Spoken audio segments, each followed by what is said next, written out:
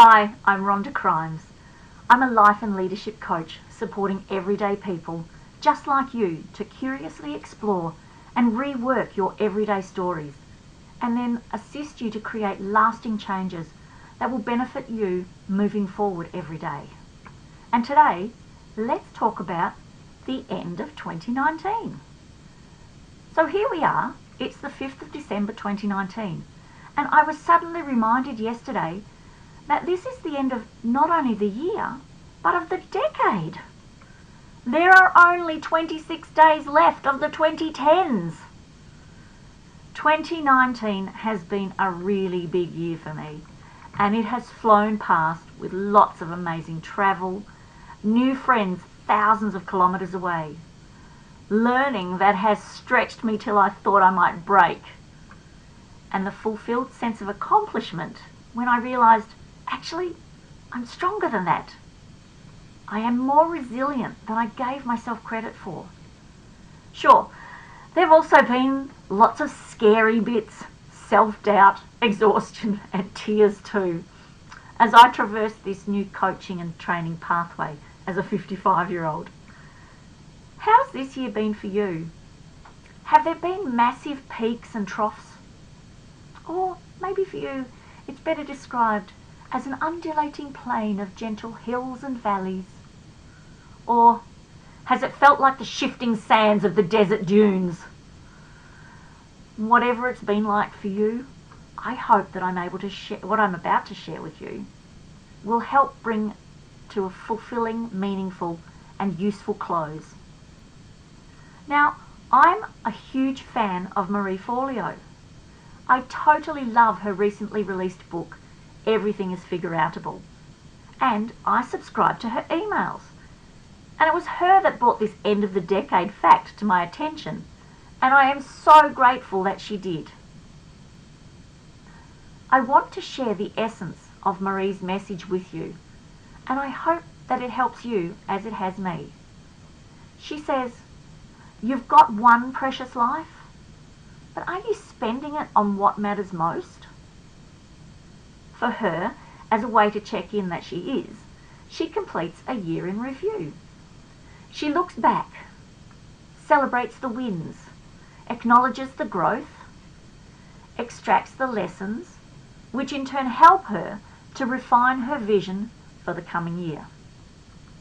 Now, I sort of do this already, but at the ending of this year, I wanted to do it with more intention. As Marie says, when you take the time to really honour where you've been and you get super intentional about what you want to create in the future, I promise you, you are going to set yourself up to have the best damn decade ever. I love the sound of that, don't you? So, she's decided to do a decade in review this year and has broken up this big task into 3 stages. And I'm going to keep up with her over the last weeks of the year and share it with you. So, first up, we need a notebook and something to write with. Now, it can be as simple or colourful as your personality dictates, but do try to make it as much fun as you can. Yes, that is permission to get some new coloured pens and highlighters. This is important stuff we're going to cover off. Maybe even gather family and friends to help you remember, because together you will learn so much about each other and how to best support one another moving into the 2020s. So, how do you start? Very simply, put the heading at the top of the page, Decade in Review 2010. Sorry, 2010s. Then underneath that, write Section 1, What I'm Proud of. In this section, simply ask yourself, over the past 10 years, what have I done that I'm proud of? This is all the big and little things. What obstacles have you overcome? What results have you created? Think about your home and work and relationships. Maybe you can revisit some old diaries or calendars, photos or journals to help prompt you of everything you've done. This is a great antidote for that supercritical state we can get stuck in where we feel like we've never done enough. Think about any major changes, finances, careers, health, or living situations. Maybe you've overcome some emotional habits or developed physical spaces in your home. List it all out as it comes to you.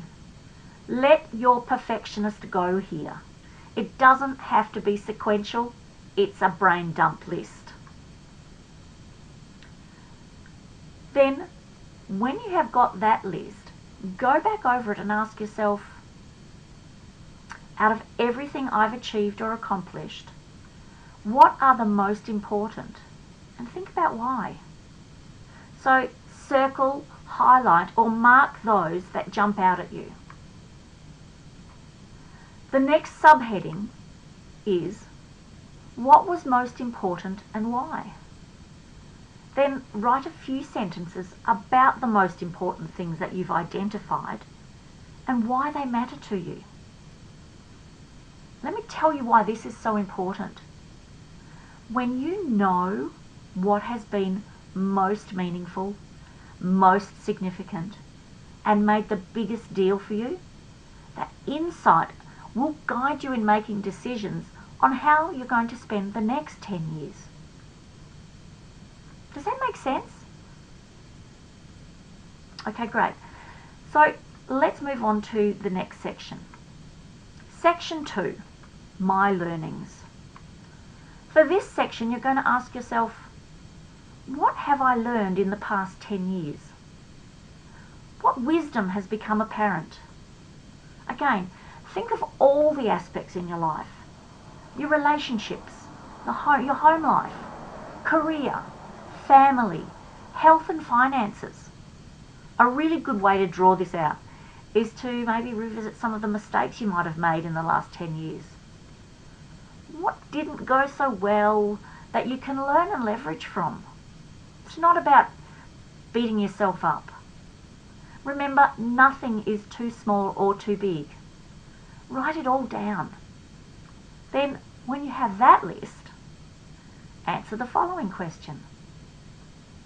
What are the most game-changing things that I've learned and why? So, the next subheader is the most important lessons and why they matter. What is it that you want to remember? Very often we repeat mistakes and they appear to be in different aspects or situations of our lives, but in reality, so often they share a root cause or a pattern of behaviour or a belief, and we just keep repeating until we can bring some real consciousness to it. So don't try and skip this step. It's crucial and something to look back on with regularity. And that's all the steps for this week. So I openly invite you to have a go at this review. And if you feel comfortable to do so, then share with me what you remember. I remind you to come from a place of respect for others. So change the names to protect the innocent or the alleged. And if you do share, remember to include why it's important to you. What filled you with pride? What was pivotal for your growth? Were there any lessons you learned, or patterns uncovered, or maybe limiting beliefs that you identified? So, as we draw a close to the end of the year, and we start to recall stuff that happened, it's usually the big things that come first, or the most pivotal. And it doesn't matter if those memories are good or bad. In fact, sometimes it's easier to recall the bad first. Maybe there have been tragedies, accidents, and loss. I am so very grateful that I've personally escaped any of these intense occasions so far this year. But I know of many friends who have suffered greatly, and that can feel all-consuming.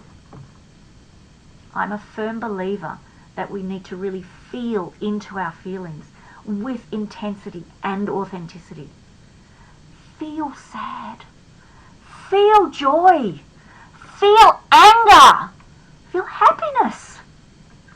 All our emotions and feelings serve a purpose, and they move through us. Sometimes like a gentle butterfly wing fluttering, and sometimes like a raging tsunami crushing us in its wake. But for me, what I've learnt over time is if I feel them in all their intensity, both in the initial moment and then again if or when they swing back to me, they move through me more quickly than if I try to deflect them, suppress them, or try to ignore them.